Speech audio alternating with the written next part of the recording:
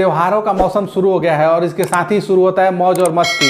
जहां एक और नवरात्र में गरबा और डांडिया धूम मचा रही है, वहीं दूसरी तरफ बिहार की एक नृत्य शैली झिझिया किसी कोने में दम तोड़ती हुई नजर आती है।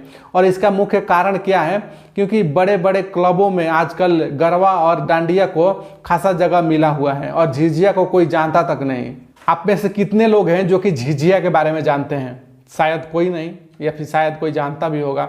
अगर नहीं जानते हैं तो आज हम इस वीडियो में उसी के बारे में बात करते हैं। तो जैसे कि नवरात्र आ चुका है, तो हर कोई हर जगह पे नवरात्र में डांडिया और गरबे का आयोजन होता है। ये सिर्फ भारत में नहीं, पूरे दुनिया में होता है जहाँ भी भारतीय रहते हैं। और ये महाराष्ट्र और गुजरात का एकदम लोकप्रिय नृत्य है, लेकिन आज ये पूरी दुनिया में फेमस है। उसी तरह बिहार में भी झिझिया किया जाता है और वो भी शरदीय नवरात्र में ही उसका भी आयोजन किया जाता है, दुर्गा पूजा के अवसर पे।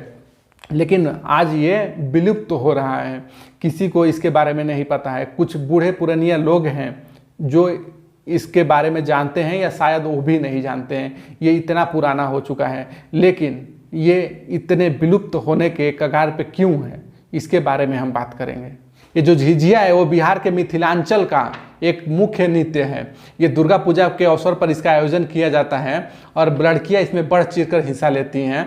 और कुंवारी लड़कियां इसमें अपने सर पे छिद्र वाला घड़ा रख के उसमें दीप रखती हैं और उसके ऊपर ढक्कन रख के उसके ऊपर भी एक दिया रखा जाता है। और इसको डांस किया जाता है बिना छुए। सर पे इसको रखेंगे और हाथ और पैर का तालमेल मिला के एक गोलाकार बना के, और उसके बीच में एक मुख्य डांसर रहेगी और सब हाथ पैर से तालमेल बना के इसका डांस करेंगी। ये बहुत ही कठिन है, लेकिन देखने में बहुत ही मनमोहक लगता है। तोहरे भरोसे बरहम बाबा झिझिया बने लिए हो। तोहरे भरोसे बरहम बाबा झिझिया बने लिए हो। बरहम बाबा झिझिया बने लिए हो। बरहम बाबा बरहम बाबा झिझारी पर होइयो असवार। बुधवा बालक तोहर किछियो ने जनै छहो। बरहम बाबा झिझारी पर होइयो असवार। बुधवा बालक तोहर किछियो ने जनै छहो। बालक तोहर किछियो ने जानै छहो। बालक तोहर किछियो ने जानै छहो। मिथिला का पौराणिक काल से ही तंत्र मंत्र से जुड़ाव रहा है और ये झिझिया है उसी में से एक है। इससे ऐसी मान्यता है कि जो समाज में बुराइयां होती हैं, कुरीतियां होती हैं, उसके लिए ब्रह्मा का आशीर्वाद लिया जाता है कि वो सारी कुरीतियां खत्म हो और समाज में और लोगों में सद्भाव उत्पन्न हो और प्रेम बढ़े और इस तरह की जितनी भी बुराइयां हैं वो समाज से नष्ट हो जाए। इसके लिए ब्रह्मा से आशीर्वाद मांगा जाता है इस नृत्य में। पौराणिक काल से ही शरदीय नवरात्र में किए जाने वाला यह नृत्य आज बिल्कुल विलुप्त होने के कगार पे है।